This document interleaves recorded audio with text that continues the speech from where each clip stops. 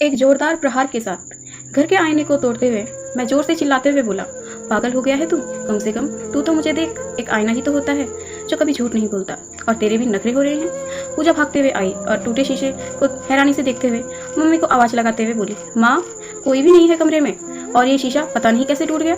बिल्ली होगी कोई, बेड के नीचे छिपी गई होगी, ध्यान से देख। मम्मी ने अंदर से आवाज़ दी। पूजा ने बिल्ली का नाम सुना तो ऐसे डर के भागी, मुझको हंसी आने लगी। मैं उसके पीछे भागते हुए गया। अरे नहीं है बिल्ली, कहाँ भाग रही है पूजा? भागते भागते रुक गई और अजीब सहूलियत के साथ पीछे मुड़कर देखा, जैसे सब कुछ सुन लिया होगा। मैं खुश हो गया, मुझे लगा कोई तो मुझे सुन पा रहा है। पूजा, मैं हूँ तुम्हारा ध्रुव। हाँ पूजा, मैं तुम्हारा ध्रुव, कहते हुए मैं पूजा की तरफ गया। पूजा मेरे लिए नहीं रुकी थी, दरवाजे पर उसकी चुनरी फंस गई थी। वो वापस दरवाजे के पास आने में आलस करते हुए कुंडे में फंसे दुपट्टे को दूर से ही झटका देकर निकालने की कोशिश करने लगी। मैंने दरवाजे के पास जाकर धीरे से उस दुपट्टे को दरवाजे से निकाला और धीरे धीरे उसके पास ले जाने लगा, लेकिन उसने मेरे पास पहुंचने का इंतजार बिना किए किचन की तरफ दौड़ लगा ली। मैं भी दुपट्टे का दूसरा छोर पकड़े उसके पीछे पीछे भागने लगा। पूजा और उसकी लहराती चुनरी किचन में माँ के पास पहुंची। तेज भागने की वजह से किचन में भी ब्रेक नहीं लगा और माँ से जा टकराई। मैंने अपना माथा टनका, अब तो खाएगी ये डांट, बावली लड़की है ये तो। भला बिल्ली से इतना कौन डरता है? क्या हो गया है तुझे? ये क्या भाग रही है? बिल्ली ही होगी, कोई भाग थोड़ी ना है, माँ ने कहा और बहू को संभालते हुए हंसने लगी। पूरा शीशा टूट गया है, पता नहीं कैसे, जरूरी थोड़ी बिल्ली ही होगी। पूजा बोली, तू तो फौजी की बेबी होकर इतनी डरपोक क्यों है? छिपकली, कॉकरोच और चूहे तो जैसे कोई आतंकवादी हैं तेरे लिए, और करतूस लेकर तेरे पीछे भाग रहे होंगे।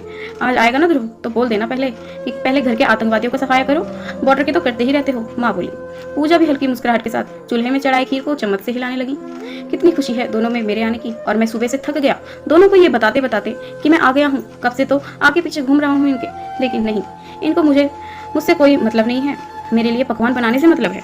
तो इसको मत हिला, जा जाकर फोन कर ध्रुव को। कल रात को हुई थी बात तो बोल रहा था सुबह 8 बजे तक आ जाऊंगा, नाश्ता तैयार रखना। 8:45 बज गए हैं, माँ ने कहा। सुबह के 4 बार किया फ़ोन लेकिन वो नहीं उठा रहे हैं। मैं तो गुड मॉर्निंग का भी जवाब नहीं दिया।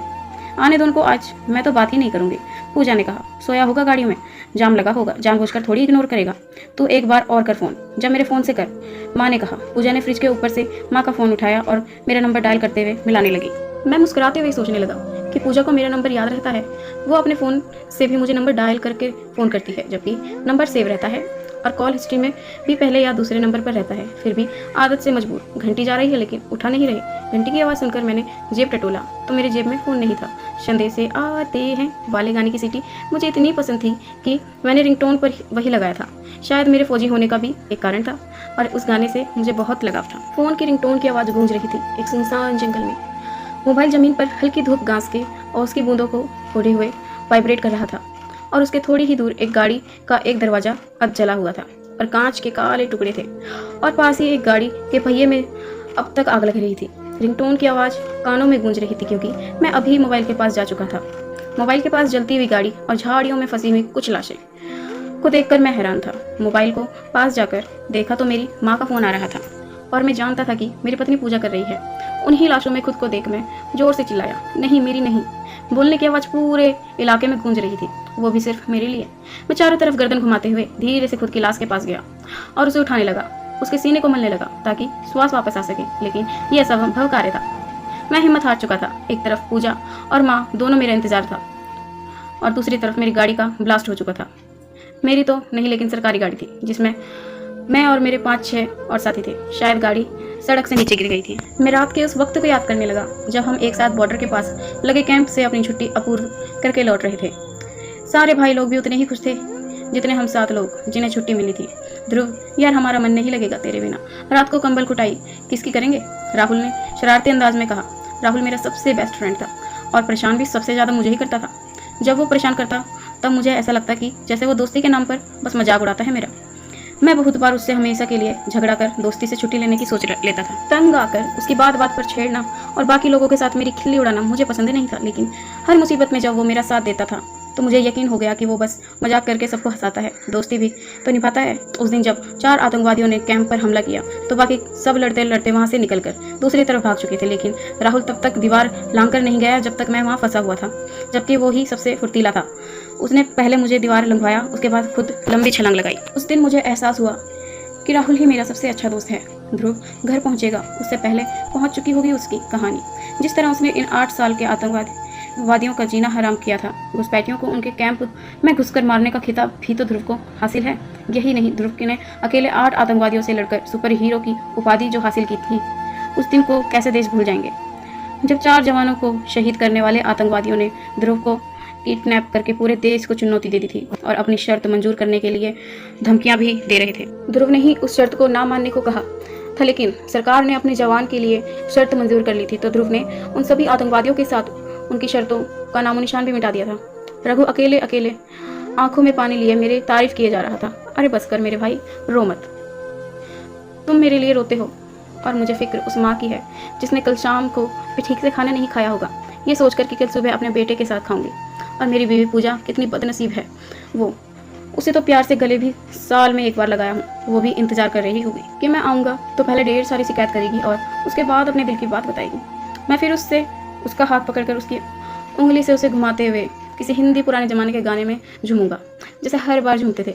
आखिर उसे भी गर्व होता है कि उसका फौजी पति छुट्टी लेकर आया है, जिसे वो सुबह शाम याद करती है। बहुत सारे अरमानों पर पानी फिर चुका था। मैं भी ठहर गया और रघु भी अभी वहीं रुका था। उसने फ़ोन तो नहीं उठाया, लेकिन अब वो अपने ही मोबाइल पर फ़ोन करने लगा क्योंकि उसका मोबाइल खो चुका था।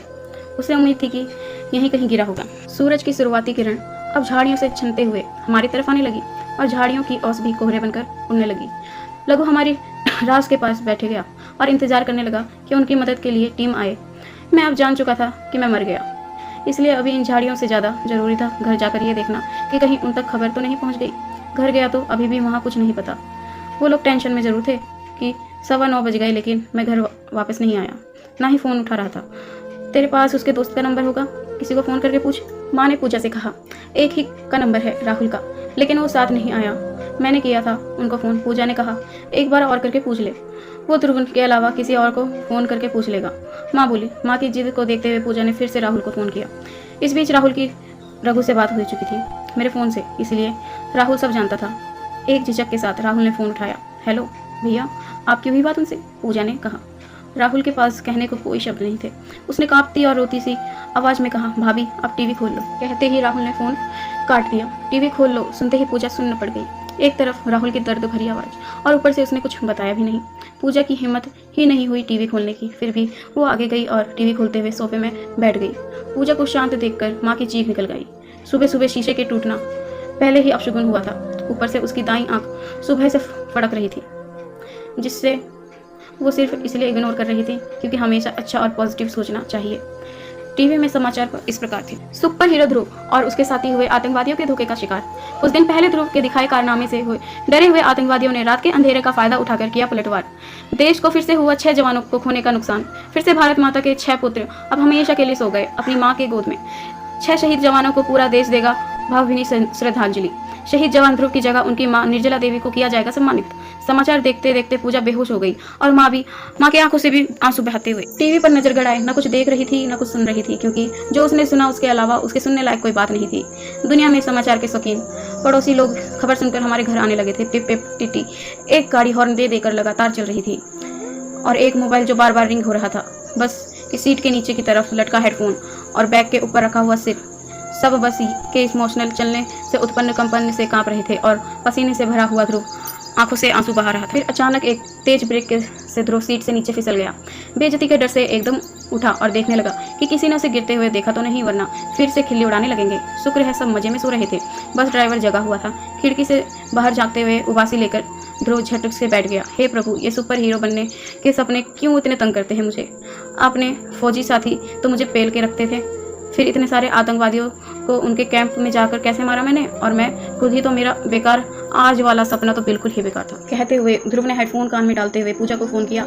हेलो, उठ गई या सो गई हो? अभी नींद ही किसे आई है पता नहीं, जब आपने आना होता है तो नींद कहाँ गायब हो जाती है, पूजा ने कहा। अरे लेकिन अभी तो सुबह के 5 बज रहे हैं, पूरे 3 घंटे हैं मेरे आने में, और बस की रफ्तार जैसी है उस हिसाब से तो 4 भी लग सकते हैं, ध्रुव ने कहा। आपके लिए नाश्ता भी तो पकाना है, मम्मी तो सुबह से किचन में खटपट करने में लगी है, शायद कुछ स्पेशल बनाएंगे आज, पूजा ने कहा। चलो आराम से बनाओ, मैं भी आराम से आ रहा हूँ, और हाँ घर आकर तुम्हें आज वाला सपना बताऊंगा।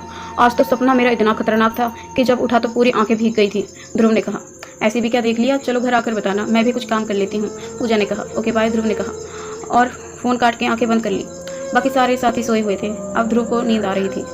वो उस अजीब सपने के बारे में सोच रहा था। माँ सही कहती है, मेरे सपने पर बुक लिखी जा सकती है। एक बार फौजी से रिटायर हो जाऊँ फिर लिखूँ। अपने सारे सपनों को कहते हुए ध्रुव सोने की कोशिश करने लगा। बस के झटके और सफ़र, साथ में फिर एक नया सपना। ध्रुव की लाइफ तो नींद और सपनों में ही लाइफ उलझ गई थी। अभी तक के सपने में वो एक सुपर हीरो था। अगर नींद में देखेगा तो वह हमेशा सुपर हीरो सपने में ही रहेगा।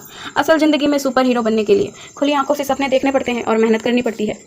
खैर, ध्रुव को मेहनत करना पसंद था, लेकिन सिर्फ सपनों में। इसलिए तो वो बिना मेहनत के जहां आंखें बंद करता वहीं सो जाता। आई होप दोस्तों आपको वीडियो पसंद आई होगी। वीडियो पसंद आए तो वीडियो को लाइक करके चैनल को सब्सक्राइब कीजिए, वीडियो को शेयर कीजिए और हाँ, कमेंट करके जरूर बताइए कि आपको एक फौजी की वीडियो कैसी लगी। शुरू में इमोशनल था ना, वैसे मुझे भी बहुत अजीब से लगा। और आई होप आपको बढ़िया लगी हो। Like and subscribe and bye. Wait for next video. Bye.